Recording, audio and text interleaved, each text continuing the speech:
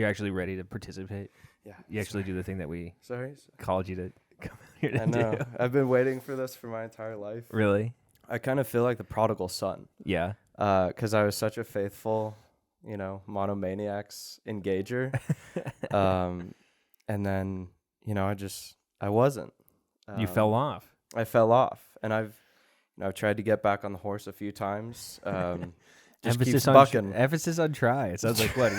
You come to the show and then you listen and you're like, well, this is not nearly what I remember. It's like quality-wise. I hear the intro music and I'm like, okay. Can't do it. I don't have time for this.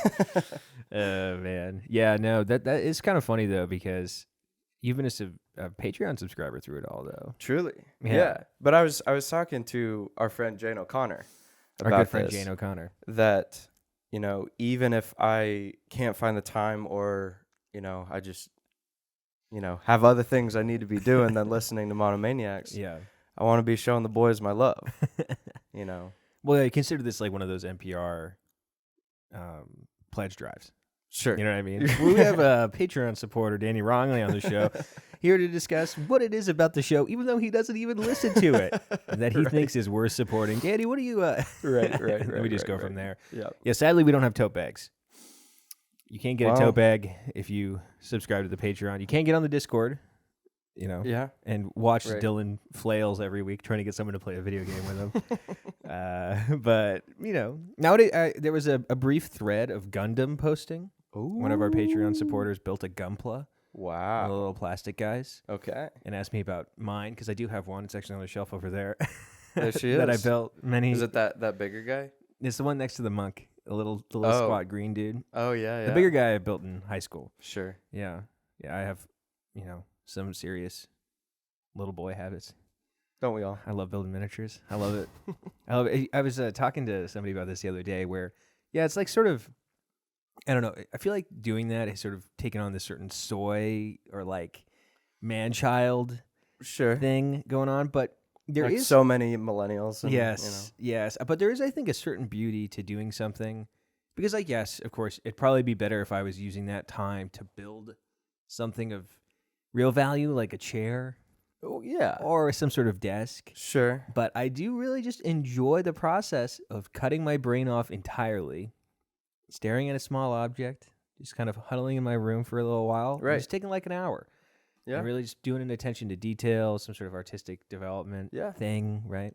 There's a value to that, I think. Absolutely. Yeah, no, I have that same thing, especially with writing. Like, there's a thing, like I feel not like this, I don't know, like moral compunction to write something important or good or whatever, and I'm like, nah, I'm gonna spend 2 hours on a funny little haiku. Yeah. Like working with 17 syllables and just like making it as raunchy as possible. Yeah, there's this weird thing where, and I often will, this is like one of those classic, I feel like dudes, especially when they're in relationships or just like, or talk to the same people over and over again, this is how it is with my wife, where I'll just like wake up in the middle of the night and be like, I haven't made anything.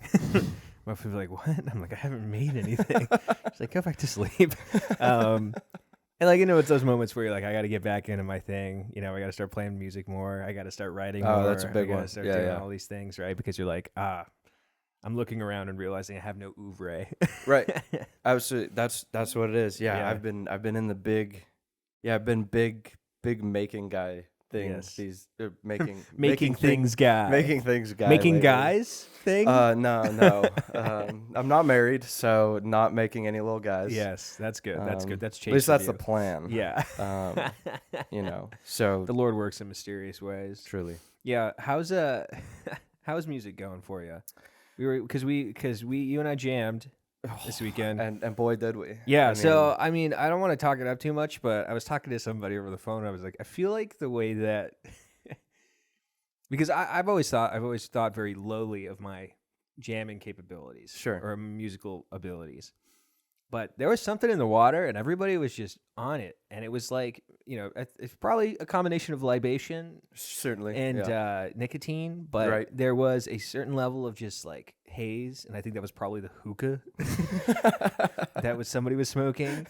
But there was this haze in the whole room where was like I felt like I was at a Fish concert. Like we were just sort of there was something going on. It had parking lot vibes. Yeah, it had parking lot vibes. So that was a ton of fun. But you were there noodling. I was big noodling. Yeah. No, that's so I've had that guitar for a long time. Mm-hmm. But have had a very bad amp and poor, and it's funny, the amp, whenever I would make contact with the fret, it would pick up radio frequencies. So that means that some of the wiring is stripped. Right. Yep. Which, like, I don't know how to fix, and it's like not a great amp in general. Yeah. But it was just incredibly frustrating to be trying to, poorly play a Led Zeppelin song and be picking up Sweet Home Alabama, as I'm playing, or some like Southern, gospel preacher. Yeah. I wonder if that's the story behind mashup music or something along those lines. The same thing was happening for somebody practicing in their basement. Just a simple technical fault. Yeah. But now that I got that new little amp, that's all I've been doing. That's all I've been doing. That's great. Yeah, because you and Jack have been playing, and that's awesome. Yeah, that's awesome. Yeah, I mean, it's kind of crazy though, because I'm the kind of person who has a really tough time playing when I'm just doing it for me. Sure. But it's so fun when you're practicing to play with other people, or you're playing with other people, right? Or you're like trying to impress people, right? That's, I feel like, the real drive. That's so interesting. I've felt the opposite. Yeah. So like, we went to the same college. You viewers out there. Yeah. And the whole reason I rushed the music fraternity was so that I would play music with other people, and I never did. Yeah. I did the first. I think I saw you in the background of a couple of sets. Yeah. I did the first thing, like the thing I had to do. Yeah. And then a song my senior year. Yeah. That was it. So that was an utter failure. But I played a lot of guitar in college. It was just in my room alone. Yeah. And I'm trying to, it was so much fun. Yeah. Did you get a lot better in college? I got much better in college. I did. I got much better. And my voice got much better as well. I remember I was so depressed my sophomore year that I just knocked out 2 hours of practice every day. You know? Yeah, that was most of what I did. Yeah. Still had friends. But a lot of Danny time in the room alone with me and myself and my thoughts. That's the sort of thing where you like learn all these songs, and then I remember I played these songs that were like kind of like heavier. I was into a lot of metal at the time. Sure. And then I'd go and I'd be like, guys, we got to play this stuff. And they look at me like I had 3 heads. Like, what the hell? Who's this nerd? Why are you so sad, Chad? Yeah. Why are you so sad, Chad? And then they give me a mic and I scream, and then they're like, okay, this guy really's got some problems. Right. No, that was my experience throughout college. Was I played a lot of music, but very rarely would I get a jam. But holy smokes, it's way more fun. Yeah. It's way more fun. Yeah. And it also has like the social checks and balances of get better because you suck. Yeah. Because I was really feeling it. Obviously, watching DJ and hearing DJ just absolutely melt our faces. Well, he's a savant. So. He is. He's a released musician. He is. He is professional in a real sense. But even if I'll never get there, that doesn't mean I can't can't reach for it. Yeah, and sometimes it's better to even hit a niche or just kind of just do a thing. Right. There's a certain I'll never be. I just don't have the fingers to play slap bass properly. I just know that. Yeah. Right. There you go. So I was like, that's just something I just don't think about. There you go. Or I even feel a sense of depression about. Right. Yeah. Actually, speaking of hookah, I'm curious. How does one even? Because I was watching you and Colm smoke that thing. Sure. That ish. Yeah. That shish. That shish. I was watching you guys smoke it, and I was like, how does that physically working? Because it looks like you had like little blocks of. Is that resin? No, that's the coals. That's the charcoals. Oh, okay. Yeah. Okay. So I actually don't entirely know how it works. It's some sort of weird Turkish science. That was given to us. Oh, okay. In what circumstance? I imagine why. I know why it's at Luca DJ's house, because I imagine Colb's wife or anybody's wife would not appreciate that in their home. Right. So it was. We had a friend who was just like he was smoking it too much and didn't. He didn't want it anymore. Like he Was this guy Orthodox? Yeah. Yeah. Yeah. Okay. Yeah. Yeah, well, You gotta love it that like having a hookah is only a thing like an Arabic guy or an Orthodox guy could do. It's the only thing. It's so great though. It's so communal, and it's So he didn't want it anymore, and he brought it over one time when we were hanging out, and he was like, and Colm was just like offhandedly was just like, oh, haha, can I have this? And he was like, yeah. It's like, really? Yeah. So, and then we had it. That was a good Colm impression. Thanks. Thanks. And we were hot on it for a while, like really, really going for it. And then just it waned. But we're back on the grind. Is that like high nicotine content? Yeah, and like I don't know the science, don't care. Yeah. But the litmus test for most nicotine products, I think, is how do you feel when you stand up from engaging in this? Yeah. And if you sit on a hookah for a while, it's Yeah. Well, I mean, like I want to throw up after 10 minutes with a 3 grams in, so I probably wouldn't be best equipped. Sure. It's super strange. I don't understand how it works because the tobacco is wet. It's wet, and it's a water pipe, right? Yeah, it is. Yeah. But the tobacco itself is wet, and it burns for a really long time. Huh. And it produces like an extreme amount of vapor. Smoke. Yeah, I guess it's like vapor smoke. Yeah, it's like what? It's essentially like a bong, right? Yes. Yeah. Right. Except for it's got a weird ass long wand. Yeah. And you look like the caterpillar from Alice in Wonderland when you're smoking it. Truly. There's no way that's sanitary. You guys passing that thing back and forth. No. I mean, people were always trying to get me to go to a hookah lounge in DC because, like, there's all these places just outside of the suburbs. Yeah, well, no, it's just like they're sort of the only places where you can sort of like they don't care if you bring your own beer, right? And you can just sit there and you can smoke inside and drink and like. It's usually warm and nicely lit. Yeah, and, yeah. But it's like grungy and like very people, grungy. Like there's like a table with just dudes just talking in Arabic really loudly, Correct. and then you guys just over there just a bunch of like salmon short bunch wearing of white yo boys. pros. Yeah, yeah. Some yo plays. I do like that image in my head though. Yeah, just Yeah, the only problem though is that I was like. From what I've heard, they don't wash those things. You're not only sharing it with you and your boys. You're sharing it with highly doubtful that they have like a cleaning regimen that they follow. Every few hours. It's beautiful though. It's called bringing a community together. Yeah, it is. Yeah, I've never been to one. Yeah, I mean this is the only equipment that I've partook and upon. it's your own. Yeah, I guess. Yeah, co-owner, co-owned more or less. But yeah, we've been back on the grind. Just with the boys. So we'll see how long it lasts. Okay, well, I feel like I have to introduce you technically. Sure. We have to do an introduction. Danny Rognlie on the Brain Trust. That's right.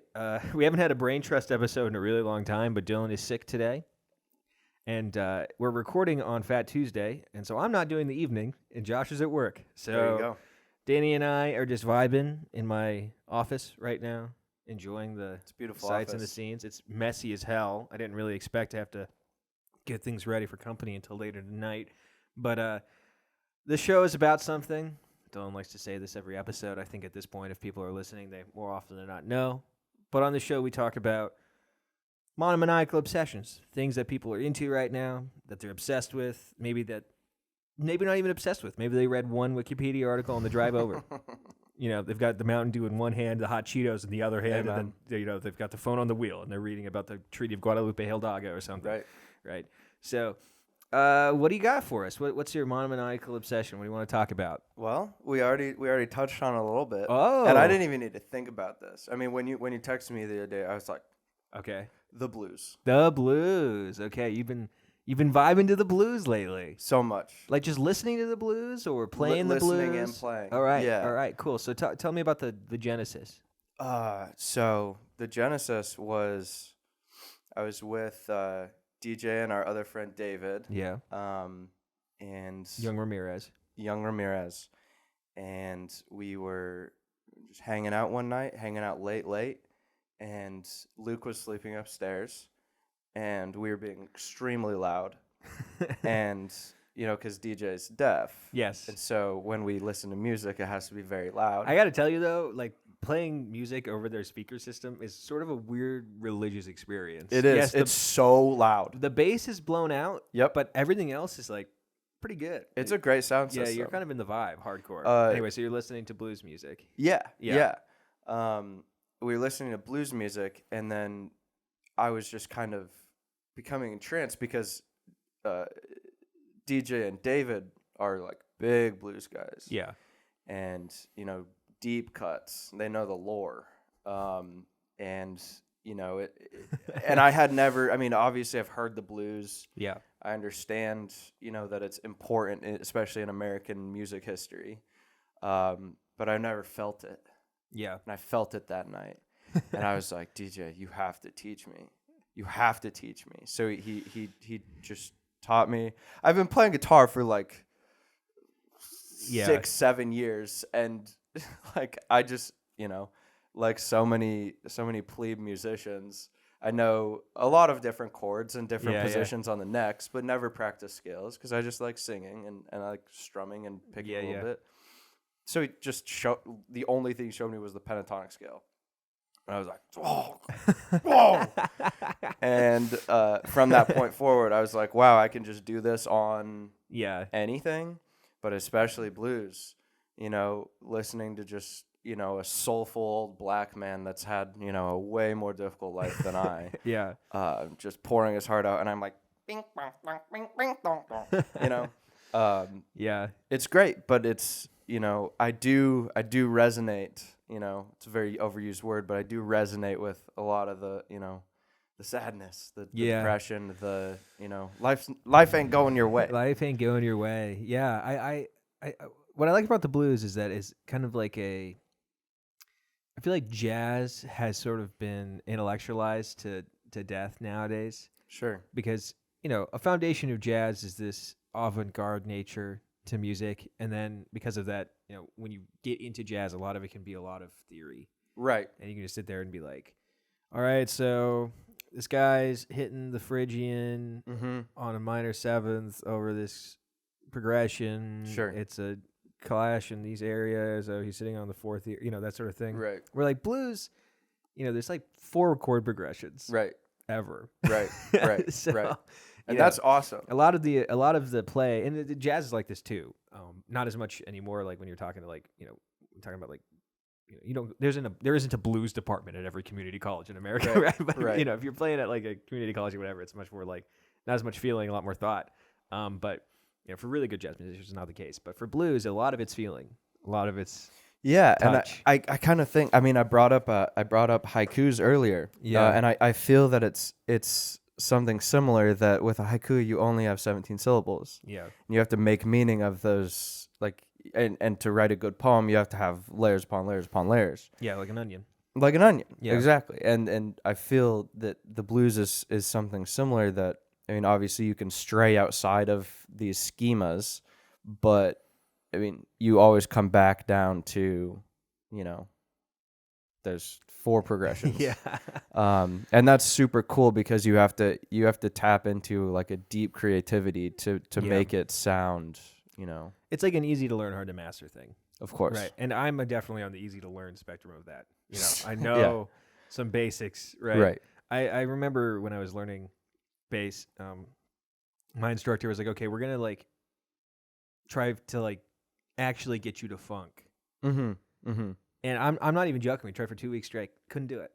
I just can't funk. I don't have it. I don't not have a funker. And I think that, I feel the same way about blues. I don't have the, for me, I think it's partially, the cool thing about blues is that a lot of it is something that you can kind of build from learned experience. A lot of it's something you can learn intellectually. But what I've learned a lot about with music as I've gotten older is that unless you're like really good or a session musician or somebody who is focused on being a chameleon who can do a little bit of everything, that there's certain places where your music comes from. 100%. Right? Yep. And I think that the places my music comes from and like my ability to produce it. It's not the old foggy delta. Yeah, it's not the old foggy delta. It's not the old foggy delta. It's not funk. Sure. It's not Washington D.C. I don't have the I don't have the capabilities to do so. It's like the Washington D.C. maybe in the 80s with Sure. with Minor Threat and Fugazi. Yeah, but, totally. It's interesting. So what's your process then? What does your blues education look like for you? Really, so this is a term that DJ told me called woodshedding. Woodshedding. Okay. Which is that what you do to like a dog that broke its leg or something? I mean, it's similar. I mean, it's I think that'd be a homonym. Yeah. So I'm not putting a bullet in a dog's brain. Yeah. No, it's so I just basically just hop on like a best of the blues playlist, and if I'm feeling it, you play along. I'll just hop right in. If I'm not, just boop. That's one of the back in the day. This is what these guys would do. Clapton and Hendrix, like all these guys, and this is kind of how I've done music prior to this. Is just, do I like a song? Okay, I'll play it or I'll play along with it, whatever. And with modern digital music, and that we have any music you could ever want from anywhere in the world immediately, it's incredible. It's an incredible tool. And so it's so much of the blues sounds different. And I'm kind of winnowing and shaving down what kind of blues I like. Which I don't know yet, but I'm getting closer. Like, I like that, don't like that, like this, don't like that. So that's been my process, is just, I'll find a song and I'm like, yeah. And then, listen to it like 10 times and just like do different things on top of it. And then I'll, be like, okay, that one's, played out for tonight. And then find another one. So what you're telling me is that this is sort of your introduction to noodling. It is. You have begun to noodle. Absolutely. Yeah, I've never been a noodler. Yeah. Never been a noodler. It's always been covering. Like, if I gave you a guitar right now, could you play let's just say like a major scale? Yes. How about a minor scale? Yes. Okay. I could do a minor scale, I think. All right. You got the pentatonic scale though, so. Yeah, I got the pentatonic scale. No, I just that's never, and I even took several years of guitar lessons in college. Yeah. But Danny P and I, we would just like shoot the bull. We gotta get Dan on the show. He's the man. He's famous for the shoot the bull thing. Oh yeah. My wife took guitar lessons in college, and she was like, "Yeah, I just hang out with Dan." Oh yeah, it was great. I mean, we would hang out for 20 minutes, and then work on something for 5 minutes, and then just end up inevitably jamming. For the next 5, and Dan has like such a jazzy mind that I would be screwing everything up, and he just roll with it. Well, that's because he's not only does he have a jazzy mind, but his band, Talking Ear, have you listened to them? Yes. They're out there. Oh, super out there. They are out there. So I'm sure that you playing Dissonance or whatever, he's like, oh no, this is actually secretly good. Yeah. He's like I hit something and I'm like, and he's like, ooh. Yeah. It's just like, it's perspective. It's perspective. I used to always joke, I don't know, like, this is sort of a little inside baseball-y, but my favorite part of the chord or my favorite part of the major scale is the fourth.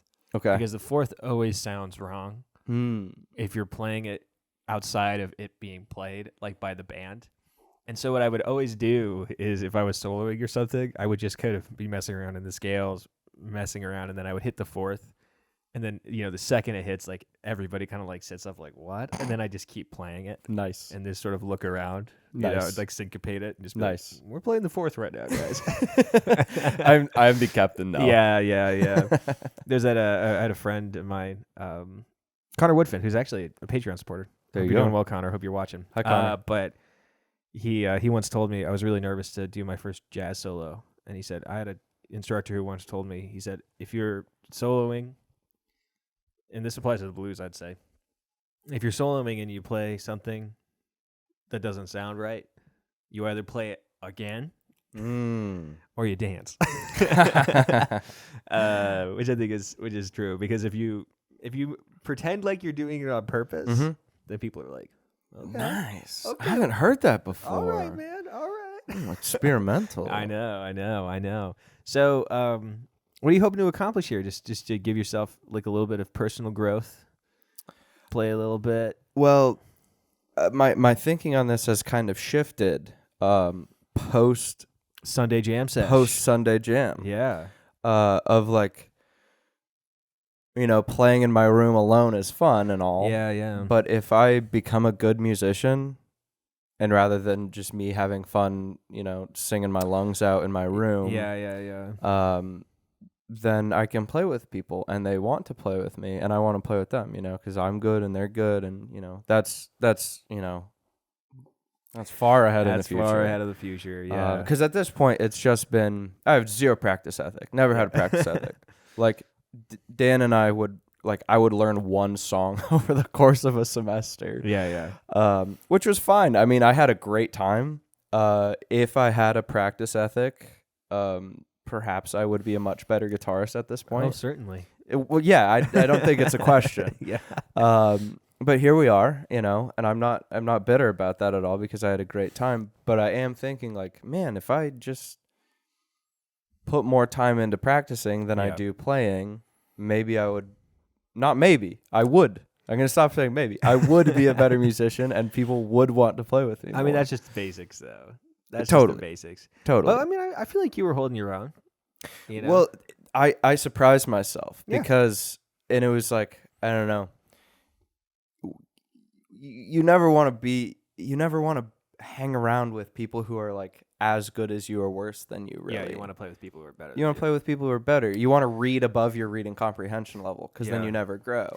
Yeah, the thing about playing music that I sort of learned is that, at least for me, and I don't know if this applies to you as well, but my quality as a musician was always something that occurred in watershed moments.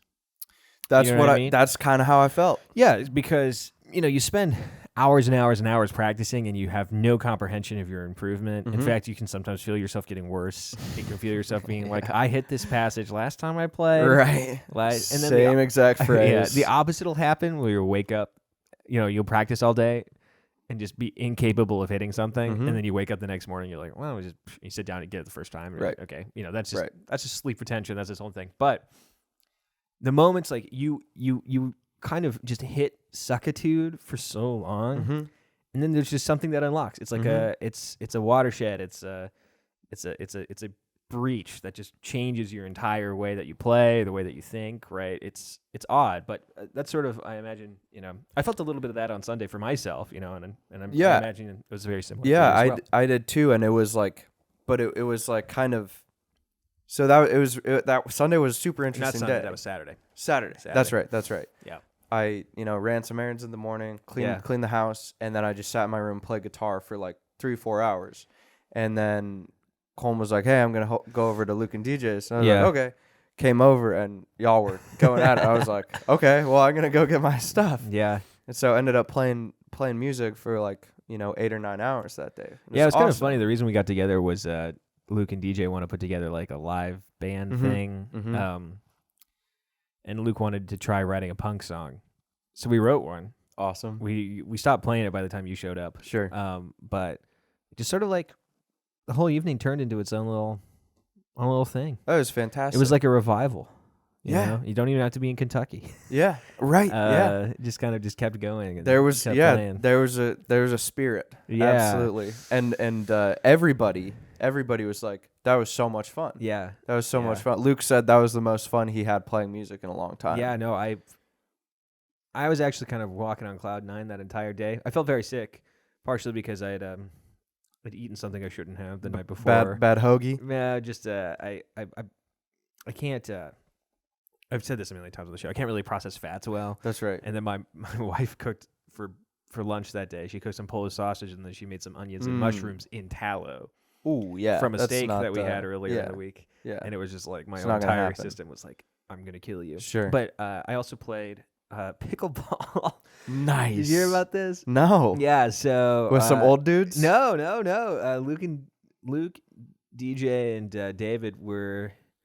Oh, is a smoothie? A smoothie has arrived? A smoothie came. You don't have to make an appearance, Rebecca Strehle. Oh, hell yeah. Got some beads. Bead time. Thank you. Oh, this is not working. It's okay. All right, we're good. Oh yes. Thank you for the smoothie. But what was I saying? Are you feeling fat this day? A little bit. Well, Fat too. A little chunky. Yeah. So I was hanging out, and then David, DJ, and Jake were hanging out because they went hiking for their Exodus 90 thing. Where'd they go hiking? Like Litchfield. That's so funny. But they were on their way back from Litchfield, and I got a call, and he was like, "Hey, man, you're not the first guy I called," which you always love to hear that. Yeah, like, that's the best. Yeah, but you want to play pickleball? And Jake was like, "Hey, you're low on the pickleball list." Yeah, he was like, "Hey, we're gonna go to Walmart and buy the stuff, right? So like, you should play pickleball." I was like, "Okay." It's a good Jake. Yeah, and little did they know, you're a pickler in high school. Ooh. I took 2 straight years of racket sports because it was the easiest Let's go. phys ed class that I could take. Yeah. So I'm bonkers at pickleball. Yes. So it was so much fun. Good. So we played for like an hour and a half. Slapping the boys around. And then we're like, all right, see you guys in an hour and a half. We're going to jam. And then go to jamming. And that was wow, what fun. a day. It was such a great day. Such a great day. But good. Yeah, that was kind of my day too. It was much more private until the evening. I was not pickling with the gang. But it did feel like a watershed moment. It felt like that day was leading up to that, pinnacle experience of like, I can actually make like pretty decent sounding music with much better musicians than I. We were playing all sorts of stuff. There was that moment, you and I were harmonizing a lot. That was fun. I appreciated your harmonizations. So nice. That was so much fun. Yeah. Yeah, it was great. And I forgot that, and I was having a good time. I was having fun singing, which is not something I normally do, but it was great. If I unlock my voice and I just kind of start really going for it, then you can get some good stuff, and it was fun. Yeah, that's a good term for it. You were talking about like sometimes you're playing and it just sucks. Yeah, and you're bad, and you can't consistently do the same thing well. And it's the same thing with singing for me. Of like some days my voice is great, and like I'm consistent with it. I can sing well. I'm unashamedly singing with people. Yeah. And then some days like I have no ears and cannot hear what's going on to save my life. Yeah. I guess choir directors love me. Yeah. They Imagine. love me, dude. Yeah. Man, that's something I never bothered with was choir. I learned a lot. Yeah. Not how to read sheet music. Yeah.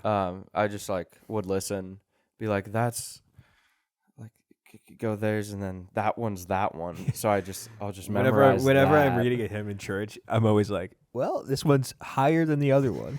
Because I'm just throwing it up there. Yeah. So I only know bass clef because I'm a bass player. So I'm just like, well, let's figure it out.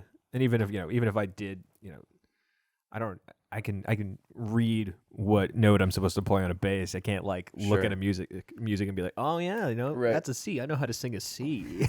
No. People I think that people get when I'm playing music with people, they get real tired of me real quick until they're actually playing because they're like, oh, it's an A minor. I'm like, where's that on the what's neck? Can you point that to me? I mean, I know the chord, but So yeah, I mean, getting into sharps and all that business. So I think what was cool about Sunday, which it was that we weren't being super orthodox, right? Where most of the stuff we played was either on 1 or 2 chords. We weren't the keys didn't change often. Right. And I think that for the general skill disparities that existed, I think that made way more sense. Gross disparities. Yeah.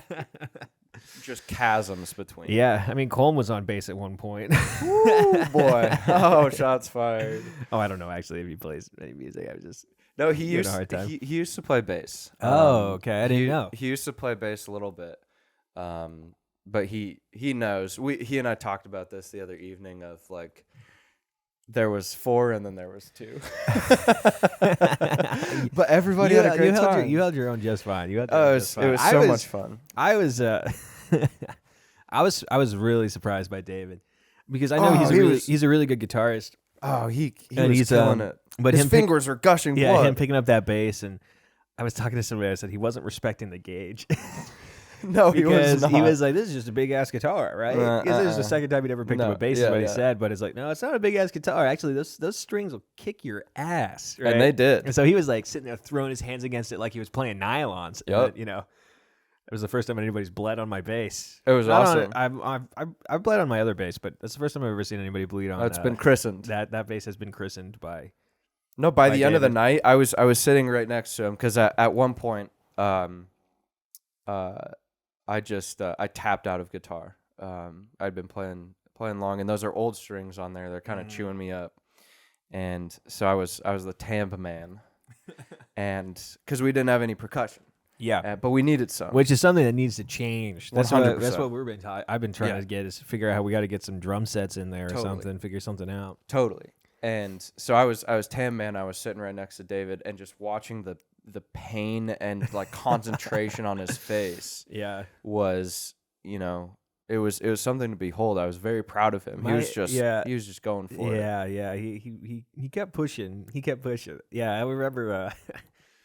Speaking of Jane O'Connor, actually, I remember the first time I ever saw somebody bleed on stage was Jane. Nice, because we got a band together. Me, Jane. I don't know if you remember Spencer Bollinger. Oh yeah, Gabe Listro, and the boys. I'm forgetting his name. The drummer. Drew. Gotcha. Yeah, the Drew. man. Great guy. Great drummer. Yeah, even better drummer. Yeah, we got yes, an amazing drummer. But we got a punk band together my senior year. I remember. Yeah. Bad Liturgy. Slapped. Bad Liturgy. Great name. Yeah. So we played with Bad Liturgy, which I think that name might be coming back. It's such a good name. I think that name might be coming back. I was walking. I was thinking like, well, what do we call this new thing that we're doing? And I'm like, Bad Liturgy would be a pretty cool name. But we played the first song, and Jane hadn't really been playing at like live intensity, and so first song she cuts her, just a big gash on I think her pointer finger or something. Nice. And the first song didn't even have any riffs in it, and then when she had to start actually playing riffs, like you could just tell there was like a slight delay because it was like blood all over her guitar. It's pretty cool. It is cool. Pretty cool. It's very punk. It's very punk. Yeah.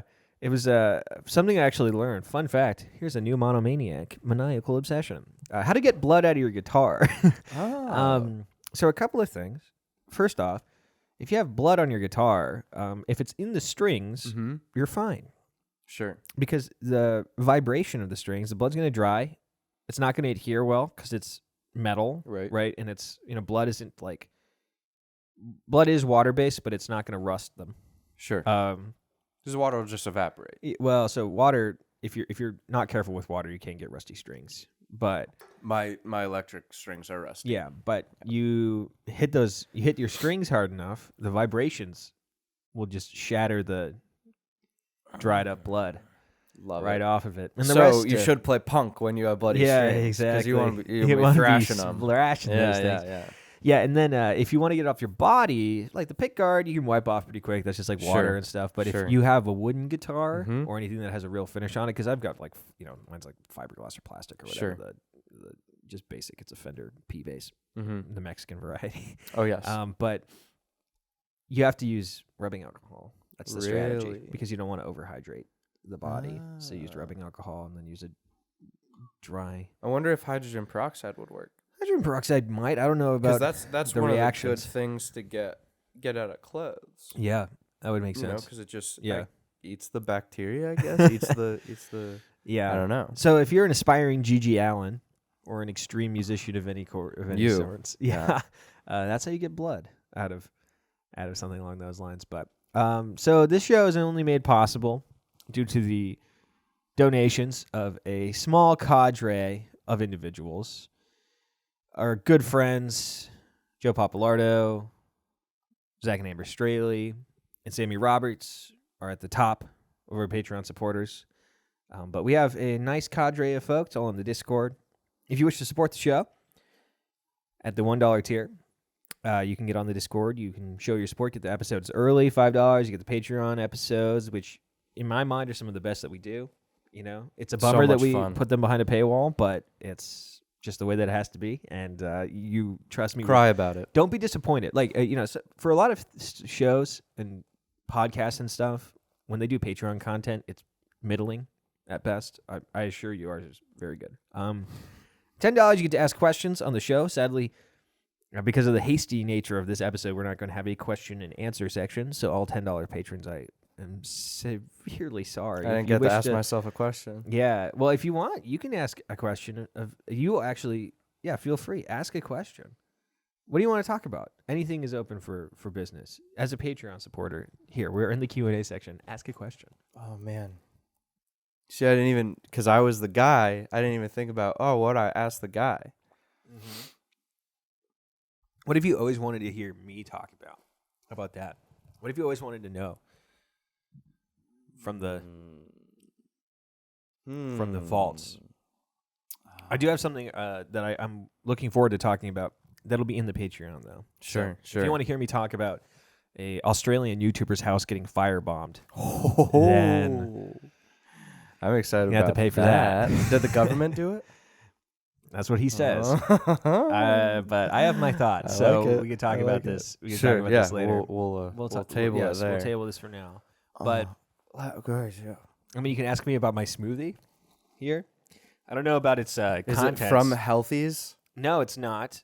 Good, because Healthies sucks. I do not patronize Healthy, so I'm not here to make an enemy of them. I do think the fact that is a view of my own. Yeah, that does not reflect the view of Monomaniacs or Shadrach Strehle. I do find the use of MLM products in the creation of a extensive restaurant to be a little suspect. Now, this is from that new place over by the old skate rink.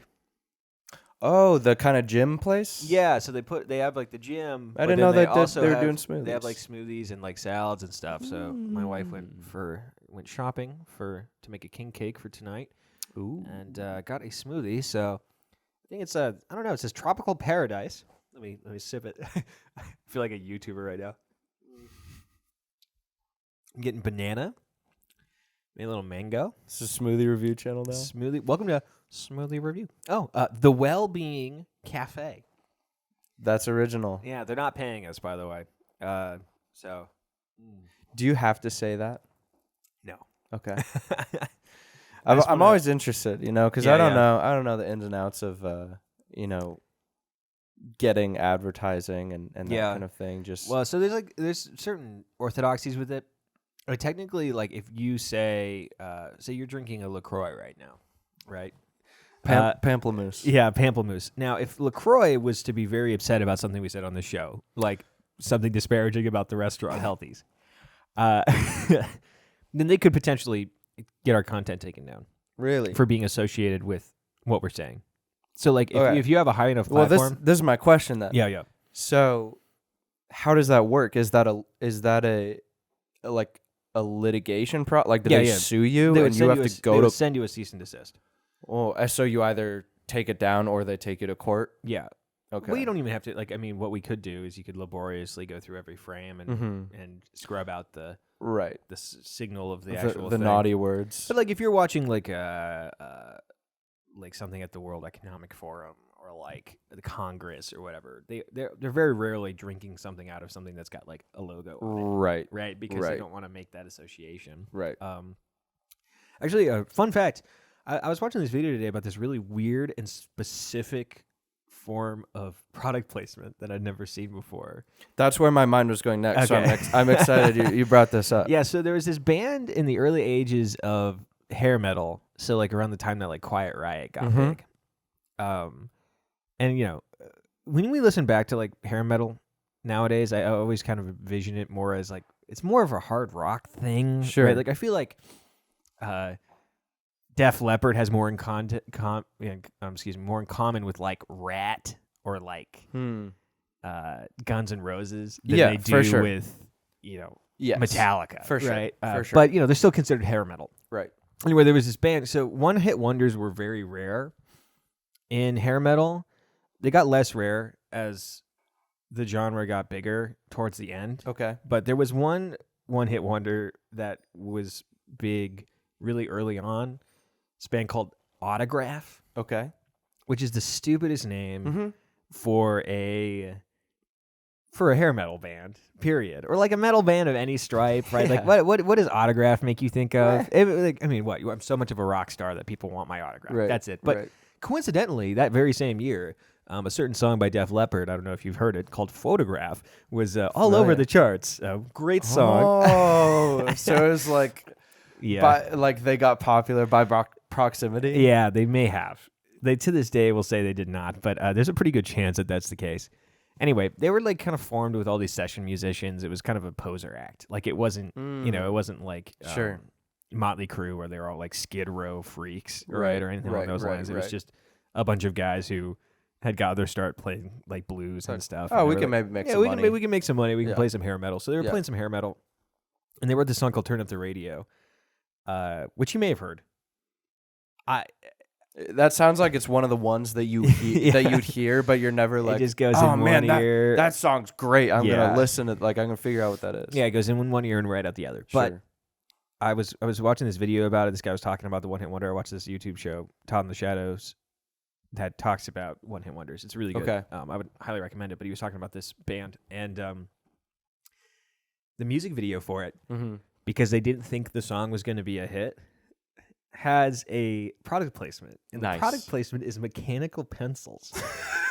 That's awesome. So like, it's the music video starts off because they were a part of the whole like Aerosmith thing where like their motif was sexy robots. Oh, nice. You know what I mean? Yeah. Where it's like a woman robot. And so they all show up, and because they're called Autograph, in order for them to get to their concert, they have to sign in. They have to sign in with an autograph, and the robot's like, "Please sign in," you know. And then with all this of them, pentel, and the writing implement of the future is a paper-made mechanical pencil, and they're holding it. They're like, "Wow!" Right? And then, you know, they all sign in, right? And then the drummer walks up, and it's like there's a joke where he like can't read, like he's like, "Oh," he like signs with an X. Awesome. And then halfway through the show, or halfway through the concert that they're at, right? Because it's like it's a concert music video, so there's all these people in the crowd, and they're having way too much fun for the actual nature of the song, right? Yeah. You know, it's like turn up the radio kind of thing.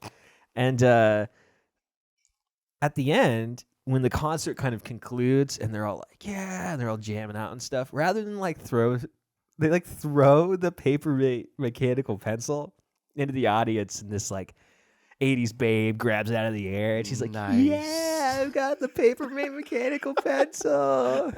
I don't know. That's incredible. Yeah. Well, that's what my question was going to be. It was like, whenever in a TV show or a movie, or you know what, like if you see something that's branded, is that a sponsorship? Yeah, 95% of the time. Really? Oh yeah. So if they're drinking a Coke, if they're driving a Ford, like, yeah, the car might be less of a likelihood. Okay. Whoa. Something just like got some action. Something just jumped in front of our window. It looked like a big piece of plastic just flew by. Guys, I think I just saw a UFO. It was like a B-movie jump scare. It was like somebody in a rubber suit was waving at me. Sorry about that. Not even anybody watching could have seen what I just saw. Anyway, yeah, no. So like, if they're, you know, there's like the more high-profile ones. Sure, that are just like blatantly obvious. Yeah, like what is it in E.T. where he drinks Coke? Yeah. Like where E.T. likes Coke and M&Ms or whatever. Like, yeah, that's obvious. Right. But you know, if James Bond is using a product, that product spent millions of dollars making sure that James Bond used that product.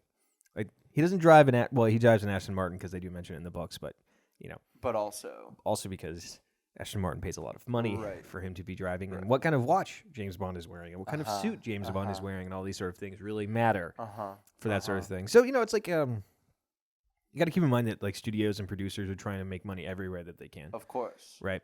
For the same reason that Autograph included a paper-made mechanical pencil is because we don't know if we're going to recoup on the losses on this one.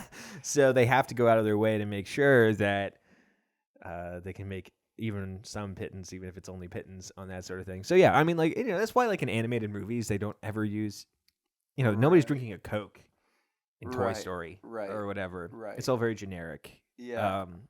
But things change a little bit when we're talking about live action. So yeah, if anybody's eating a Butterfinger, you know, there's a good chance that Mars. Does that make you cynical? I don't know. I mean, about art? No, I wouldn't say so, because I think that art has always been a commercial project. But like not in the way that we think about it now. Right? Mm-hmm. Like you think about, golden age, like any sort of artist who was active in antiquity all the way up to, like the mid 19th century, relied almost entirely off of patronage. Sure. And if you're relying off of patronage, is that not, patrons, is that not, it's like having a donor, basically. It's like being a non-profit artist. Yeah. Right? Because, if you go to if you go to a medieval art museum, there'll be like a biblical scene. Right. It'll be like the Transfiguration. Right. Or, my favorite are always the crucifixion ones where it's like the the crucifixion with, Mary, John, and patrons. This dude. And there's some Italian guy who's just there, right? Yeah, and I and like, okay, that seems so cheesy when you think about it, right? Like it's crazy. Yeah, that's like that's almost like saying, thank you, man. Me Superman really loves this Coca-Cola, right? It's kind of similar to be like, oh man, Jesus Christ and Giuseppe. Right. And so I wouldn't say that that's like too much because we hold all that up in super high esteem, and yet they still kind of have those commercial injections. Do you think that's not the case? Yeah. No, I think you're right. I think there's something in me. Maybe this because what I find myself as this person who's aspiring towards art. Mm-hmm. Just rotate your microphone a little bit. You're not talking into the front. Beep, there you go. Oh, I didn't know there's a front. Yeah. Oh. That's where the little nipple is. Beep. I can hear that now. Yeah. So that's been happening this entire time. Not the entire time. Okay. You've just slowly been rotating it. Go ahead. Sorry. No, just somebody who's just aspiring towards art, towards the written word, and I'm also like extremely poor, and I'm thinking about this. I was thinking about this. They're like, oh, I'm going on Monomaniacs. I could totally plug my Substack. So I guess I didn't even know you had a Substack. Really? Yeah, I never talked about it. No, you've never told me you have a Substack. Well, I sure do. You should plug the Substack. I'd love to subscribe to your Substack. I will. Whenever you say. But so this is thought in process of, wow, I am doing the thing that I'm talking about not liking doing, which is like, hey, do my read my thing. But that's kind of how I think about it, is like there's this, the starving artist, or the person who's sacrificing such and such worldly things for this so-called higher pursuit. Which doesn't have to be the case, obviously. Like, I would like to eat more and, be able to pay my bills on time and not borrow money from all my friends. Yeah. But, here we are. But to your point, I think I agree. I see how, I want to be like modernity, ruined everything. But we've always been selling out. Yeah. Well, if it even is selling out. I It's a thing that's allowing you to make your art. So is that a bad thing? I think that the concept even of the struggling artist is like a 20th century thing. Yeah. Like, I don't even think that you could be a struggling artist in the same way that we imagine it now. You just either died or you became a farmer. Yeah. Right. Or you got a patron. Yeah. Right. So you weren't a star. Yeah. Well, and more often than not, if you even were doing art, it was because you were somebody who could afford. It's fine. Who could afford an artistic education. Right. Something along those lines. It's like, the concept of the outsider artist. Sure. I mean, that's not something that. Yeah. I'm sure that there are people. It wasn't Michelangelo. Yes, I'm sure that there's people who made little effigies or did art in their free time, or because that's just a human drive or desire. But none of that's preserved. None of that's preserved in the way that like nowadays we have outsider art that's like very highly esteemed. Right. Like, I don't know if you've ever been to the American Art Museum in Washington D.C. Oh, never been to the Capitol. You should go because they have this. I always forget what it's called. There was this guy who was a janitor in Washington, D.C., and he had access to a storage unit. Mm-hmm. And I always forget what this piece is called, but I'm utterly fascinated by it. The last time I went there, I was with my fiance at the time, now wife, who thought it was That one? weird. Yes. Okay. Thought it was weird that I spent so much time looking at this thing because it freaked her out. But Mm-hmm. what it was is he would take his free time and he would take trash from his janitor's duties. Mm-hmm. And he was under the impression that he was receiving visions of a apocalyptic kind of new age religion that he was supposed to be the prophet of. Sure. And every day he would go into his little storage unit and he would make altarpieces, vestments, accoutrement, all these things for this, but it's all made out of cardboard and light bulbs and tinfoil, and it's very amazing. I can't believe I'll mention the Patreon. I'll remember what this is called. But yeah, I could probably if Josh Leibhauser was here, he could probably take care of this. Just dropping the ball, but and then he died. He didn't even present as one does, and then somebody just somebody had access to it, found it, and then it became like this whole thing and toured all over the world, and it's very gorgeous. But there's also this text, like a book written in a cipher that nobody has yet to even figure out, and all this stuff. Exciting. There's like a mystery involved. I like that. I like that. But when you have something like that,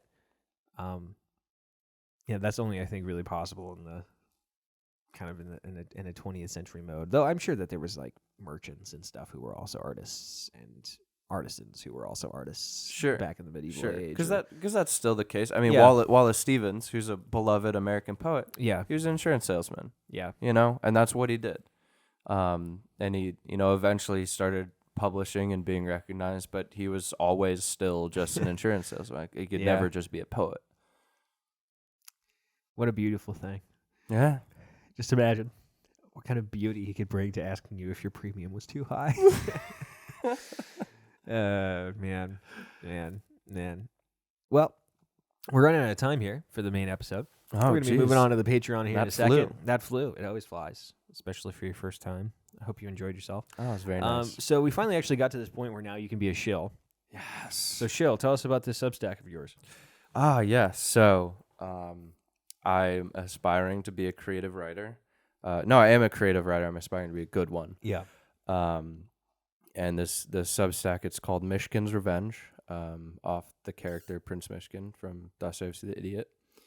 And how do you spell that? Myshkin, apostrophe S, Revenge. Okay. And you might be able to find it. If not, maybe we could put it in the notes. in the notes. Yeah. I've never shilled before. It's great, except for texting all my friends and being like, "Hey, send out a new post." Wait, am I not one of your friends then? You've never once told me about this Substack. I kind of want to go back into my phone history and see if I find that I sent you my Substack. All right, keep talking. I'm gonna check myself. I want this. So I publish little short stories, musings. Yeah. Lately, I've been doing I'm reflecting on an event in my life and telling it in a narrative form and making it funny and interesting and enjoyable to read. Some poems, all whatever I want. There's some absurdist stuff on there that I've had fun writing. That I just I don't care if anybody likes it. I had a great time writing it. So, it's just all sorts of stuff. I can confirm to you that you have never told me about this Substack. Damn it. Well, I'm sorry, Shad. I'm sorry. There's no reason for you to be. There's just a level of friendness that I'm can I annoy this person by sending them my thing? That you're such a good friend that I didn't want to be all right, this sounds like you're rallying around the wagons right now. It's okay. All right, ladies and gentlemen, thank you so much for listening. If you enjoyed the show, feel free to follow us on all social media. Check us out on Patreon and etc. If you're here because you're Danny's, friend, and you're just here because Danny's here, then trust me, you should stick around. Show isn't usually like this, but if you like what you hear, we got plenty more for you. So have a good one.